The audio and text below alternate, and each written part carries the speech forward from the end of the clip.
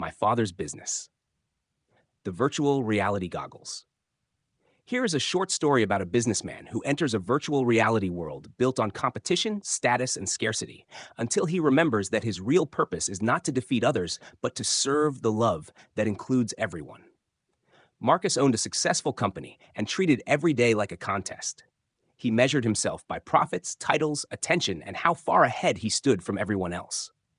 One evening, a technology company invited him to test a new virtual reality game called The Marketplace. A technician handed him a pair of silver goggles. Inside this game, you can build an empire. Marcus smiled. How do I win? Become more important than everyone else. Marcus put on the goggles. Instantly, he stood in a glittering city filled with towers, shops, flashing signs, and thousands of players rushing through crowded streets. A message appeared.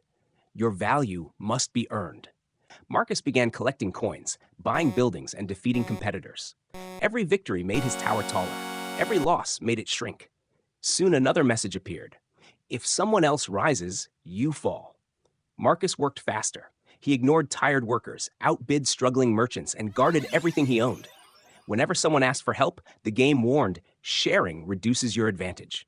Marcus believed it.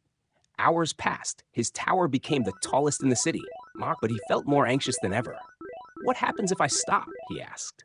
A mechanical voice replied, someone will replace you. What happens if I win? You must continue winning. Marcus looked down from the tower. Everyone below was competing for the same thing, proof that they deserved to exist. Then a quiet voice spoke inside the goggles. Marcus, whose business are you serving? He turned. A simple figure stood beside him, wearing no medals, carrying no money, and displaying no rank. I am serving my business, Marcus replied. Your business within the game, the figure said. But is that your real business? Marcus pointed toward the city. This is how everything works. There are winners and losers. The figure touched the wall of the tower. It flickered. This is how the program works because competition is built into its purpose.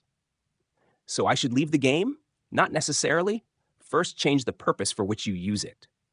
Marcus laughed. The purpose is to win. That is the game's purpose. It does not have to remain yours. The figure handed Marcus a small golden key. What does it open? Every transaction, meeting, delay, and decision. That makes no sense. It opens them to another purpose.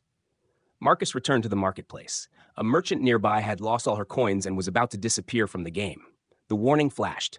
Helping her will lower your score. Marcus paused. What would love have me do? He asked. He used the golden key. The screen changed. Opportunity to join. Marcus helped the merchant rebuild her shop. His score dropped, but a warm light appeared inside his tower. Later, two companies began fighting over the same customer.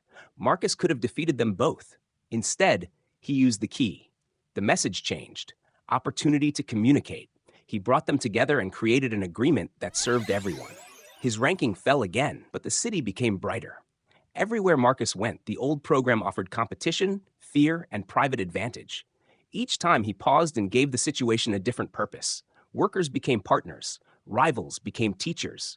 Delays became invitations to listen. Money became a tool instead of a measure of worth. The mechanical voice grew frustrated.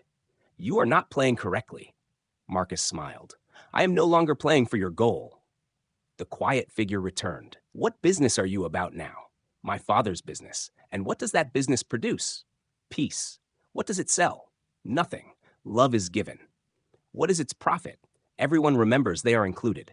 The entire virtual city began to change. Towers became gathering places. Walls opened into doors. Players stopped guarding their scores and started helping one another. Marcus removed the goggles. The technician asked, Did you win? Marcus looked around the ordinary room. The desk, employees, meetings, and money were still there. But he no longer saw them as instruments of competition. No, he said. I remembered why I was playing. The next morning, Marcus returned to his company. He did not abandon business, refuse decisions, or pretend practical consequences did not matter. He simply stopped using work to prove his identity. Before every meeting, he asked, What purpose am I giving this? Whenever he felt threatened by another person's success, he remembered the goggles. Whenever status seemed more important than service, he remembered the program. Above his desk, Marcus placed a small sign, The form is the workplace. Love is the business. And from then on, whether he was planning, buying, speaking, waiting, or leading, Marcus quietly remembered, I am about my Father's business, and the business plan is love. May we sing, rest, and dance our way home together.